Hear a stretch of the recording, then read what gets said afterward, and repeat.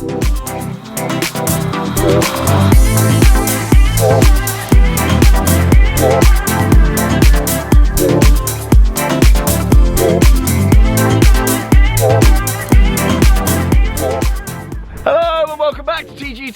more specifically today, ladies and gentlemen, I'm a Redline Specialist Cars once again. Now this is actually my third video here. I don't know which order I'm putting out these videos in, but I'm churning 3 videos from one trip. This video is one that I've been asked about 1,000,001 times. I've taken this trip actually as an opportunity to clear a load of things up. I have got an obscure day off today, so I thought I'd come up north, do a handover of something very exciting, which you'll see on my channel already, hopefully. And also, this video is going to be about McLaren, because as you all know, and McLaren executives I'm sure will be watching this at this point thinking, oh God, what is he going to say now? You know that I've been quite vocal about McLaren on my platforms for a number of months, if not years, since pretty much my 720S was purchased and then latterly sold. I've been very vocal about McLaren, increasingly so over the past few months, because they've been involved in a number of high profile blunders, bloopers, fires and all sorts of nonsense. And I've been reposting stuff and getting involved in that. A little bit immature at times, possibly I shouldn't be so vocal about it, but I'm going to cover in this video exactly what I feel the situation is with McLaren, both personally and also just as a brand, my thoughts on the topic, and also what happened to my 720S, because I never did a video on it. So to go into properly then what has gone on, what better way to do it than to jump into a 720S, the car in question, the car that sparked this kind of fracas with McLaren. And I'm going to discuss all things to do with the brand, exactly what happened with my specific car. And I'm not going to be doing it alone, ladies and gentlemen. Mr. Dean Redline is there between the 2 doors there, look at that, very artistic, waving away back there. Dean is going to jump in the car with me and talk about all things McLaren from a supercar dealer's point of view as well, and for someone that's been in the industry sort of 30 odd years, a real expert in the field of dealing with supercars, and he'll be offering some insight as well into the plight of McLaren's return to the car market. So yes, jump in with me, let's go. So you'll be driving first, will you not? I can drive first, yes. Yes. So this brings back memories, my lad. This is a very nice specification. This is obviously for sale here at Redline. I'll be using a GoPro here. This is for sale though, very high specification car. It's got carbon all around it. Goodbye, Mr. Gibson.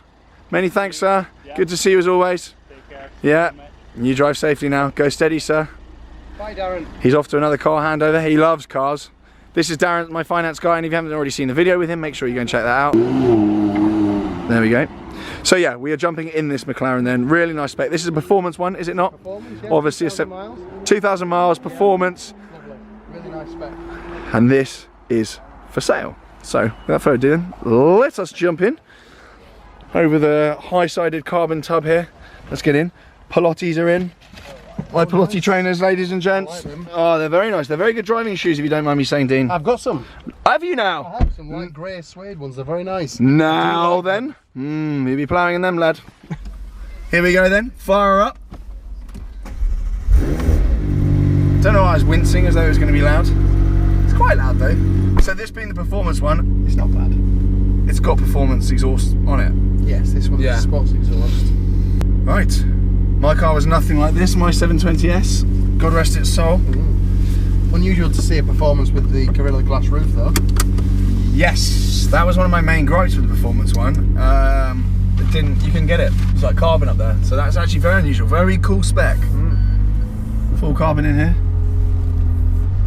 So at this point in a usual video, I'd be joking about the car starting or anything like that, or catching fire. There's going to be none of that on this video. I'm going to be quite objective about it.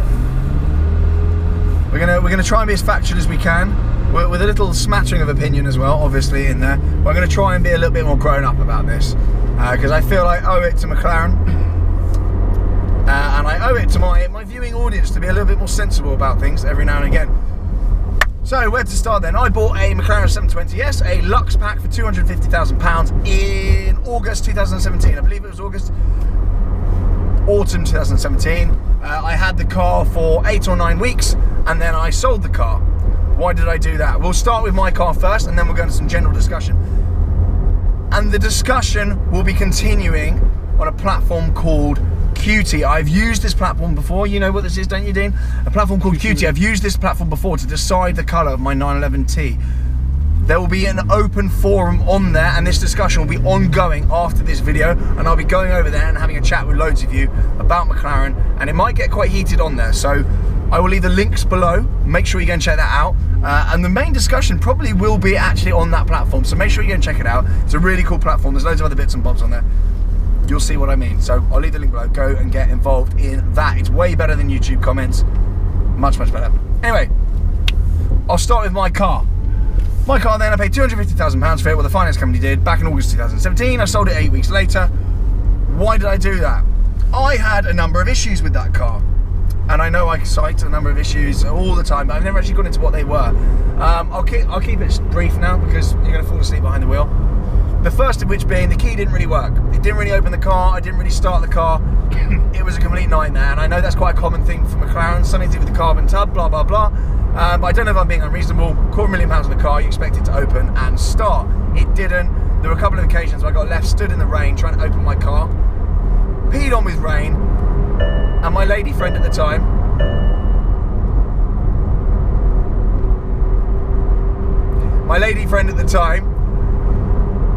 was having a right go at me because she was covered in rain, and she said, why don't we just take a sensible car out? Why do you have to take a McLaren out? And now look, we're stood in the rain trying to get into the car, looking like idiots. So rubbish, absolutely rubbish. So I was like, strike number one for that car. Strike number two, the air brake kept going up and down and just causing nonsense. Every time I got in the car, it was some sort of fault. It was flashing up on the dash. You can see it in the back. The air brake was just doing that the whole time, and it was really, really annoying. Point number three, there was just a really odd judder to the car. Every now and again, you'd be sat in traffic and you just start getting shaken around in it. Rubbish, annoying. It just wound me up, to be honest with you. I don't know if that's normal. Again, maybe the carbon tub, that's what it does. But I think there might have been something specific. This car's not doing it. Might be something specific with that car. Point number four then, that annoyed me about that car. The panel gaps. The fit and finish on the car was terrible. The panel gaps were all over the place, and also there was trim that was loose and coming up around the mirrors, the windows.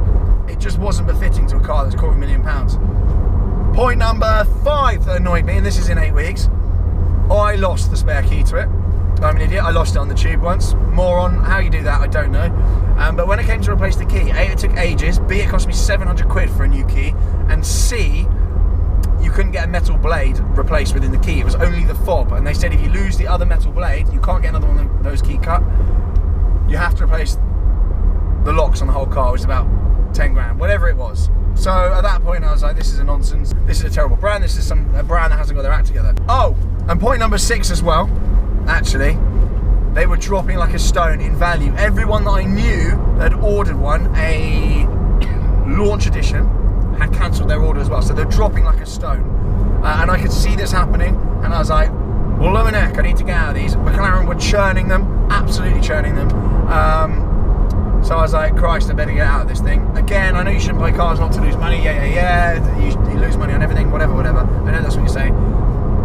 But I just felt like it wasn't a sensible car to be in anyway, and I wasn't enjoying it. It wasn't loud enough, it wasn't visceral enough, it was fast, it looked cool, and that was it. So I thought, why not try and sell it? Then I tried to offer it back to my dealer, who had given me a rollicking, saying, don't sell it to an independent, sell it through us when you come to sell it, blah, blah, blah, blah, blah. I rang my dealer, Ascot, saying, do they want the car? They couldn't be bothered to return my calls, my emails, nothing. They basically didn't want the car. They had a surplus of them, like every other dealer, and I couldn't get out of it. I ended up selling it on Facebook, of all places, because I could not sell that car. Dealers were bidding me in the balls for it, and this was 8 weeks later. There were probably about 10 cars on the market at that point. 10 cars on the road, sorry, at that point. That was my story, that's why I got rid of it. I actually only got out 5k down on that car, so my resentment isn't because I lost a load of money. That's not it at all. I only lost 5 grand on that car. Can you believe that, Dean? That's very good. Thank you, Dean. It's very good. Thank you, my son. Okay, we had to cut quite a lot of that out. I said this was going to remain professional at all points. So, for those of you saying, oh, GG's only annoyed because he lost a load of money, I didn't. I had a McLaren for 8 weeks and spent 5 grand. I mean, it would cost more than that to rent one for the weekend. So I did very well, actually, out of that. And I churned YouTube content. That car made me money. So it's not a money thing. My problem came with those issues that I was on about. And my problem going forward with the brand I think they made a number of crucial mistakes. Would you like to butt in at any point here, Dean? Are you still alive? Are you bored? I was actually falling asleep a little bit. They all were as well. But then We've got to cut that out as well. Sorry. It's all right. Have you got anything to I want to say my bit before we get into someone that actually knows what they're talking about. I want to say that right now, sitting in this 720S, how much is this car? On the market for right now, 2,000 miles, full spec, how much is it? So this McLaren Performance, 2,000 miles, great specification, is up at 177. That is mental, because I know firsthand that these are around 290. Exactly. When they came out.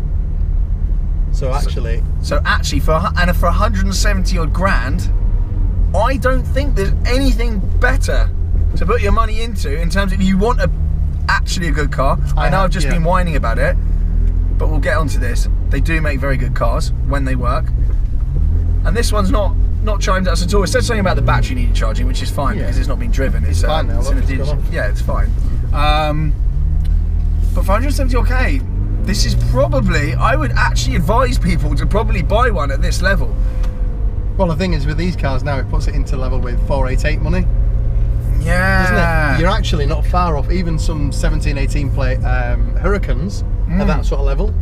I mean, this compared to a Hurricane, this is in like a different league to a Hurricane. It's above it as far as I'm concerned. And I know many of you are going to be surprised saying, oh, why the U-turn? Have McLaren threatened you with legal action? No, they haven't. I just feel I should be slightly fair about things. I'm all up for having a joke at McLaren's expense a lot of the time. But they do make astonishing cars, and I think, as I've said before in previous videos, they've done the hard bit, which is making amazing cars extremely well, and they've nailed that. But what they haven't done right is they haven't realised that people buying supercars in the supercar market isn't just making fast cars that look cool. There's so much more to it than that. It's also about, goodness me. There's so much more to it than that. People want to buy kind of desirability, exclusivity, and they also, people that have that kind of money, by and large, they're not people that throw money at the wall and don't care. They've made money because they're careful about where they put it.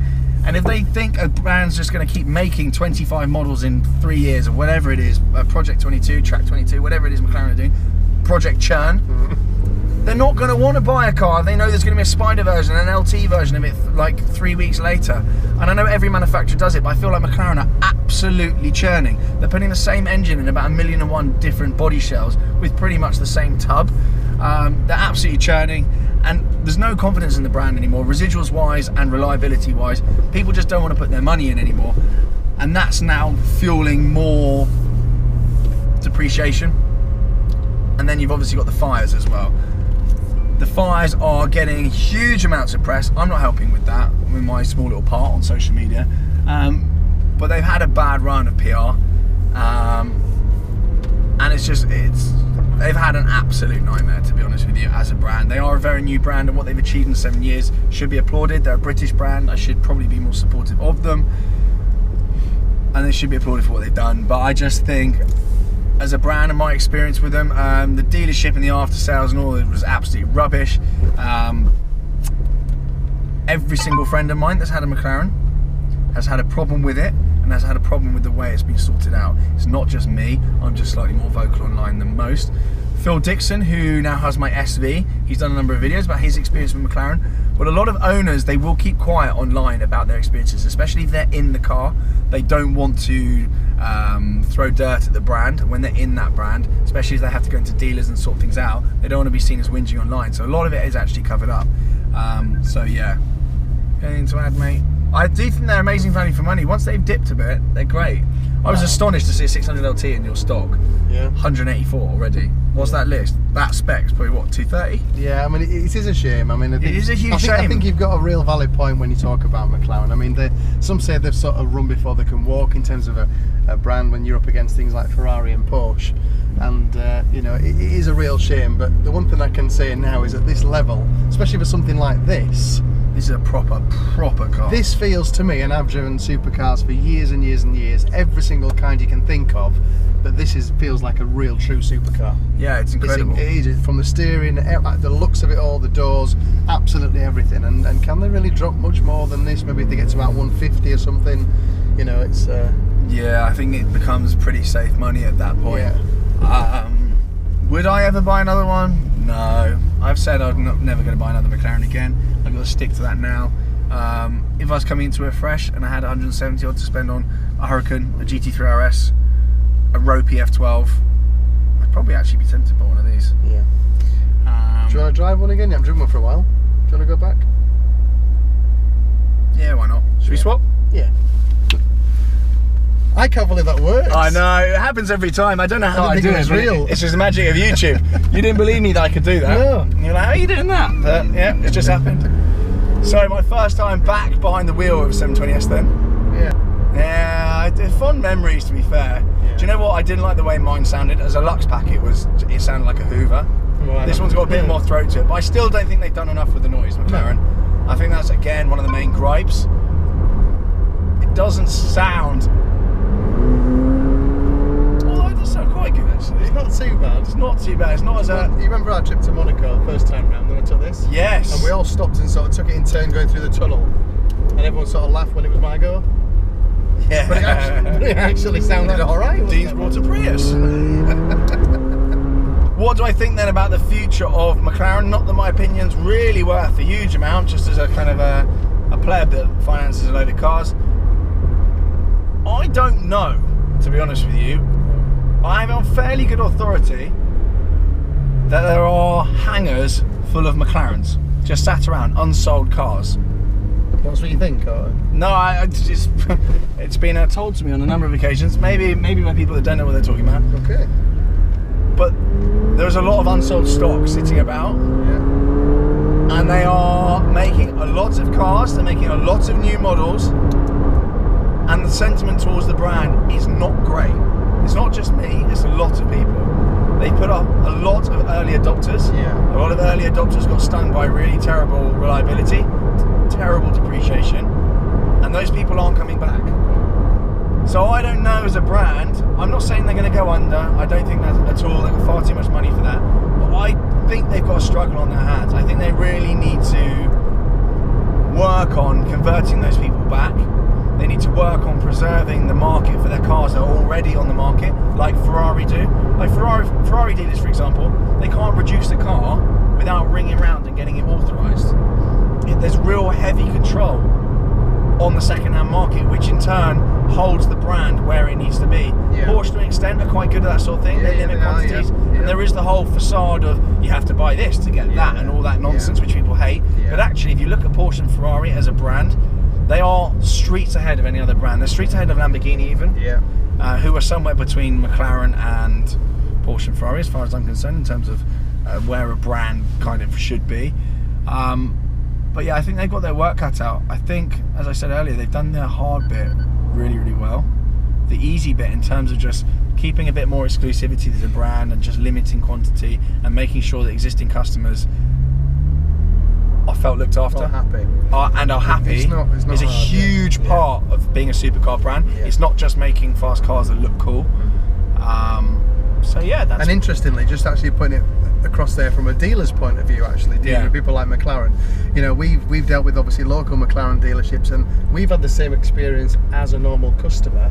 Really? Yeah, with the amount of McLarens we're selling, in effect, we should really be their best customer because we're giving them lots of service, you know, and things like that as well. But we felt it as well, you know, as a dealer, certainly. But I mean, we've got quite a few of them at the moment.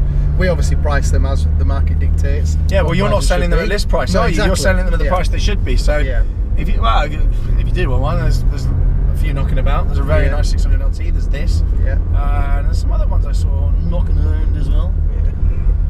These are really comfortable cars, Dean. Very comfortable. Everything's in sport, and I'm still actually quite chilled in here. The ride is amazing. Right. It is. It's good. Yeah, it is. It's not bad at all. Hopefully, then that has so clarified some stuff to do with McLaren. Put some demons to bed, or some skeletons to rest, or whatever the phrase is. Where am I going here, Dean? Are we going straight over at the front? Just straight forward the roundabout, please, Tom. Many thanks. So hopefully that's been a slightly more considerate video. I've made no fire jokes at all. And on the fire thing, I have been quite heavy-handed on that on social media. But I do think there is clearly an issue with their cars catching fire. I don't know enough about how things catch fire in terms of cars and what are kind of danger points in these things. But McLaren clearly have an issue with some of their cars. And I think they need to put out some sort of statement on it. I think they need to issue recalls. They need to do something about it, rather than just let people titter on social media about it. They need to speak to their owners, send out letters, and all the rest of it. Because that recent one, the Austrian GP, someone could have died quite happily. If that had been, luckily it was a Gerhard Berger in there, and he knows what to do when a car catches fire. Well, I guess stop and get out. But if that had been sort of on a public road, and that had been left just to kind of catch fire, imagine on like sort of Harrogate High Street. Is that a thing? Is there a high street here? You can call it that if you want. Harrogate High Street, there we go, it's a thing now. But if that had been on a high street, a busy high street, caught fire like that, flames had gone in the fuel tank, we could be talking about a totally different scenario. And if McLaren know that their cars are prone to catching fire, and they're still allowing them to be driven around, I don't know where that sits morally, really. I'm not saying they do know, I'm not saying there is an issue, but it certainly looks like there is. And I think people need to be a bit more vocal online about it. As I said, owners have a tendency to cover these things up. Just luckily, no one's actually been hurt. And obviously, Salamondrin's cars caught fire. That's been the most well-documented car fire of all time. Yeah. I'm not going to pass comment on that. Me and Alessandro, we do have slight exchanges at times about McLaren. And I think he's going to be slightly more vocal on the topic very soon. So keep your eyes peeled for that one. Anyway, I think that concludes it. I think we've had our chat, Dean, actually. I've enjoyed it. Yeah, have you? No. I don't think they have either. I don't think McLaren... You've got your point across. I think people, you've talked about it on and off for a while now, so... Yeah, I mean, I don't need to be nice at this point. I really don't need to be nice. I'm not trying to get on press trips. I really don't care. I'm blacklisted from the brand already. They don't want me in their dealerships. They don't want me filming. They don't want anything to do with me. And I totally understand that, and I honestly don't really care. Ferrari, Porsche, Lambo, they'll do me. That's more than enough for me. And if I want a McLaren, I'll just go to you guys, to be fair. I'm not going to go and try and nosh them off for a press car. So we're all good. We're all good. And I didn't need to make that video. I don't want anyone thinking they've got in touch with me and asked me to be nice to them, because they haven't. They've actually ignored me. So yeah, good on them for that. Anyway, without further ado then. Yeah, let's go drive through Knaresborough. In the king. He knows I don't talk like that, right? Archie does, so yeah. Are we going left here? Yeah, left here. Yeah. Retail Park. St James' Retail Park, Dean. That's it. That's the one. Yeah. Okay then. Right then. See you later, you lot. Bye.